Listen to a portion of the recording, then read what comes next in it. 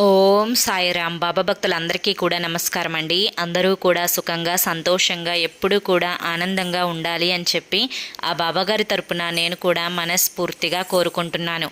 ఈరోజు బాబాగారు అందించే సందేశం ఏంటి అంటే కనుక, తల్లి, నా మీద నీకున్న నమ్మకం నిజమైతే నేను చెప్పే ఈ ఒక్క మాట విను తల్లి. ఇది విన్న తరువాత నీవు ఏదైతే ఊహ కందని శుభవార్త దక్కదు అనుకుంటున్నావో అది నీకు దక్కేలా, ఆ శుభవార్త వినేలా నేను చూస్తాను అని చెప్పి ఏదో ఒక తెలియని సందేశాన్ని బాబాగారు స్వయంగా మనకి అందించాలి అనుకుంటున్నారండి.